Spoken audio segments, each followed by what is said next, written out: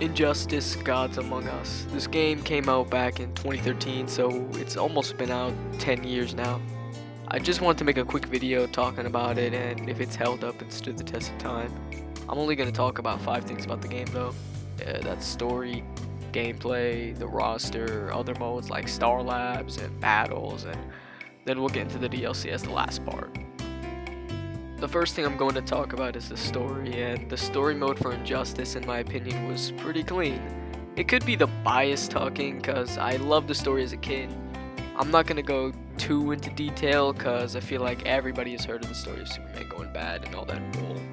And everyone has talked about the story, and they even made an animated movie from it, but out of all the NetherRealm games, this story is pretty solid in my opinion. I'm sure it has problems like every other story, but it was cool at the time seeing Superman and Batman even in a fighting game, because the last game Superman and Batman and DC superheroes were in that was a fighting game was pretty bad. So the first thing I'm going to go in depth about is the gameplay, and the gameplay was pretty solid, at least when it comes to casually, because I never got into the Injustice 1 competitive scene like that, because when I would watch tournaments, it was just Superman and Batgirl cheesing the whole time, and it wasn't even in a cool way like Cyrax and MK9. And yeah, actually, Batgirl was not that bad. She was not that bad to watch. I'm sure to play against, she must have been really lame, but to watch, it was not that bad. When I was a kid playing this game, there was always this one other kid playing one character that everybody hated because he was so easy to cheese with his spacing, because his spacing was literally one button, and he'd switch between the freezing and the flame and the electric, and it was Green Arrow. There was always one kid cheesing with Green Arrow every time we played Injustice.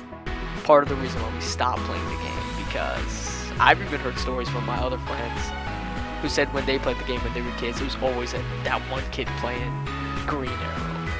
But that's besides the point. The gameplay was pretty fun, even as a kid, with that one kid cheesing. Also, his super move was unblockable. I don't know why they did that. I hated that as a kid, because unblockables to me as a kid, now they're not as bad. Like at grabs, like I can tech grabs, or like, you know, stuff like that in other fighting games. It's not that big of a deal. Interactables was also unblockable, but Green Arrow's super was unblockable, and I hated that as a kid. He would cheese the whole time, run away, shoot arrows, and when he built up his whole super, because no one back then when we were kids, we did not even know what meter burn was. We didn't know how to EX moves or nothing like that. We didn't even use that. We were just like, oh, save up for the super, and Green Arrow super was unblockable, so everybody hated it. He would like knock us down with like some square into the super special move spin arrow thing, and then do the super, and then oh, there you go, you're done. I didn't know how to roll or nothing like that, so it was pretty lame. But even now, it's pretty fun. If I go back to the game with some friends, boot it up, I'm pretty sure we'll have a good time playing. But interactables were also unblockable. I don't really mind that as much now, but the gameplay itself is pretty fun. It feels fast-paced. Why is Bane so quick? I main Bane in this game. He is so fast, bro. He is way too fast now. But the gameplay feels fast, and some stuff is cheese. Not gonna lie, some stuff is cheese. But there's also some really cool looking supers and meter burn special moves. Look really brutal, especially Bane's backbreaker. It looks way more brutal than it does in Injustice. It looks cool in Injustice too, but I think I like this one better. It reminds me of the time Bane broke Batman's back, and it was pretty clean. It's a pretty clean super. And I could come back with friends and probably have a good time, you know. Also, the side note, victory screens are way cooler in this game than in the second one. No hate against Injustice 2. But the victory screens in this one was so cool. Like Doomsday, after he'd win, he would tear apart the whole world. Superman had a little basic. Batman was kind of cool. Deadshot had a really cool one where after he'd kill you, he'd look on his little computer thing and then look for his next target. Joker would light you on fire. There were so many cool ones. Really, really cool ones. This part is probably one of my favorite parts about this game. It's the roster. The roster for this game was amazing. Comparing this roster to Injustice 2, and Injustice 2 did have some really cool different picks. It kind of reminded me of Mario Kart 7. Mario Kart 7 was okay, I thought it was fine. But they had some really odd picks like the Wiggler and the Bee from Galaxy. Just like this game went out of their way and picked some really cool picks. Like Scarecrow was so awesome that I named him in the second one. Swamp Thing was really cool. I feel he's really underappreciated. And also clean DLC in the second one, like Hellboy and the Red Hood and the Ninja Turtles, Enchantress, all those people. But I think the first Injustice had the better roster overall. Characters like Batman, Flash, and the Justice League, and Joker, and that stuff.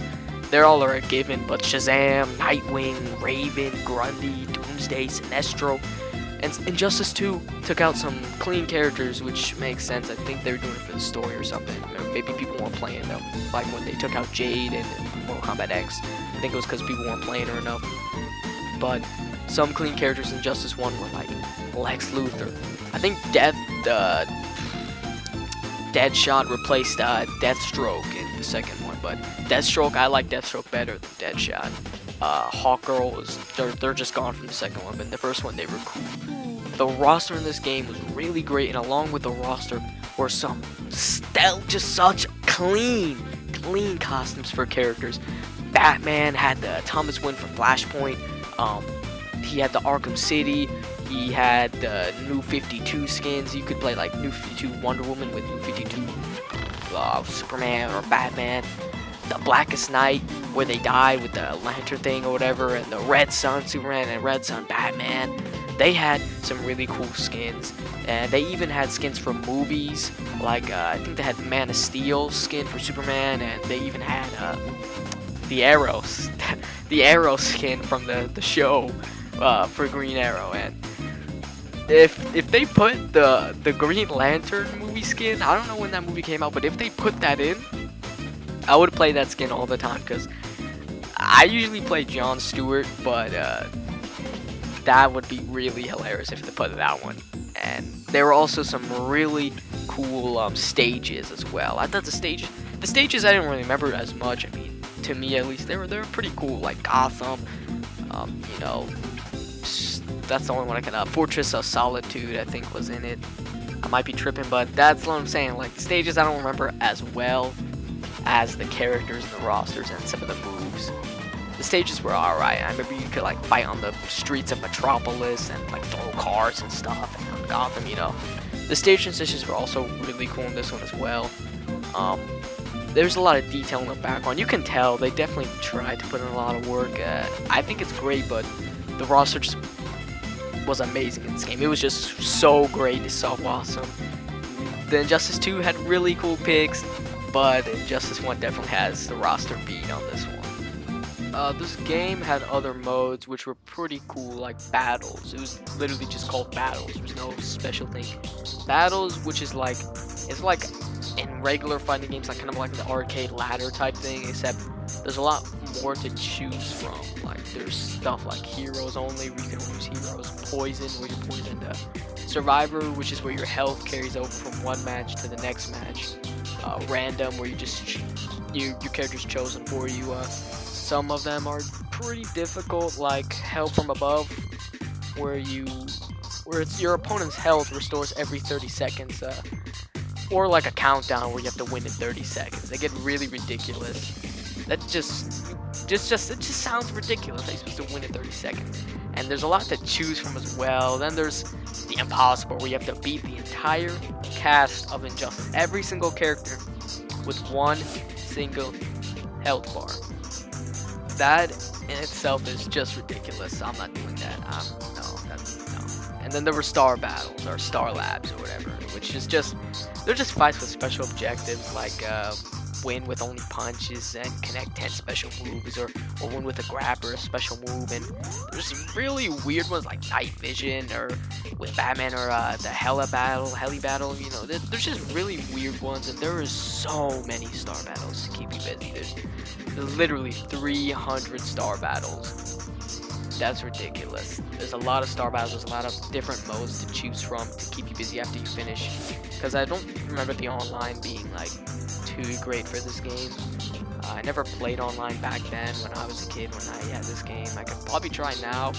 Don't think there's usually when you go back to older games like this, there's just gonna be just people who are disgustingly good at this game, and that's about it. I never really run into it. Same thing with Injustice 2. Like, I don't really fight too many like people my skill level on that game, because I'm trash at the Injustice games. I'm pretty bad. But there's definitely a lot to choose from other than online. If you don't want to go online, you can do star battles or battles. That's a lot to choose from. Alright, so the last thing I'm going to talk about is the DLC characters, they're pretty cool. I like the DLC in this game. There's 3 good guys and 3 bad guys. The good guys were Martian Manhunter. He was also in the back of the stage. I remember for one of the stages he was in the back. It was where the Justice League chills. The thing in space. I forgot what it's called, but he usually chills in the background of that stage. And Zatanna was another one. She's personally my favorite. Out of the good guys, Zatanna's my favorite. And everybody knows Batgirl because I think she was popular in the competitive scene because she was cheesing or something. I never got too into the competitive scene for this game, but they're all pretty cool in their own way, and I think they're well made. They have some pretty flashy moves. They all look cool. Zatanna's a little complicated, but I think she's still fun. But I'd say if I had to choose, I like the bad guys a little more because the bad guys had Lobo, they had Zod, General Zod, like that was clean. That was clean. Scorpion was okay. Lobo was just Lobo. He's fun. He rides a little motorbike thing, and he's got that Lobo personality of kind of being a dick. But he's also got some brutal moves as well. He flicks off the camera. I thought that was so cool. And General Zod is definitely, out of all the DLC, he's my favorite. He's my favorite because, for one, that guy's superpower is cheese. It's cheese. He spawns like the demon thing from the Phantom Zone, and it hits at the bottom. It's cheese. His slow walk, his disrespectful moves. They also gave him his Man of Steel costume as well. But Scorpion in this game is cool. I just think a lot. Every time I ask people about Scorpion in this game, it's a mixed bag. Some people love the way he looks, and some people hate the way he looks.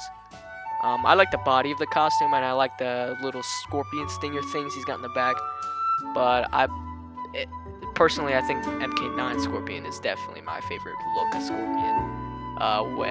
When he fought, it was the one where he killed Sub-Zero. They reset the whole universe in MK9, and Scorpion killed Sub-Zero in that game. I remember it was cool. I like his look better in MK9 than Injustice, because I think the head of his hood looks a little weird to me. It looks a little wonky. He's still not bad. He's fun. I can tell they reused some assets from MK9, but he's still fun, and he's fine. I just thought when I was a kid, I hated his teleport. I couldn't block it ever. I always thought it was cheese because Injustice didn't have a block button, so you had to move back.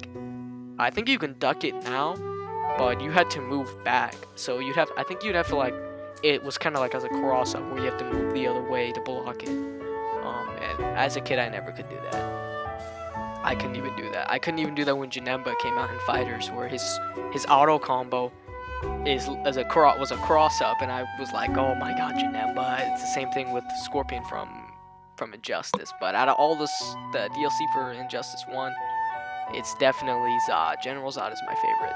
Yeah, he just feels the cleanest, and he's the most fun. Superman with guns. That's simple. It's fun. And it's still Zod. He still has that personality. Still puts you in the Phantom Zone. Some of his meter bird moves are disrespectful. It's dirty. He's got that slow walk too. He's definitely the most fun. To be honest, I really do think this game has stood the test of time. There's some parts in the story where the cutscenes just look a little wonky, look a little weird sometimes. But other than that, the graphics look pretty solid still. The gameplay is fun. It's fast-paced. There's a lot to do. The roster is really great. Just the roster for this game. Injustice 2, again, feels like Mario Kart 7. They chose some really weird picks that I appreciate. I like Scarecrow, some characters like Swamp Thing. I already said that stuff. But this game's roster overall is just better to me. There's so many clean characters. And the gameplay is fun. It's fast-paced. It's easy to learn too. There's a lot to do other than just fighting online and just single battles, Star Labs, all that stuff. and it feels like a Mario Kart game, like Wii or Double Dash or DS, where you can just kind of play it anytime. Like you can whip it out and play it anytime, and have a great time. And it's one of those games you can just play anytime with friends. You know, you can go back to this game. I feel I can come back to this game from time to time, and I'll still be coming back to this game even in the future, because Injustice Gods Among Us, really great game. The roster, the DLC, the story. Maybe not the story, because I play the story way too much, but the gameplay in general, everything is really great about this game. There are problems with this game. I'm not gonna sit here and say there's no problems. It's a perfect game. It's not perfect because it's a NetherRealm game. I feel like some NetherRealm games just like, you know, they have some problems, but overall I think this is a great game. Great game. It did stand the test of time. It's great. It aged really well. It's not bad at all.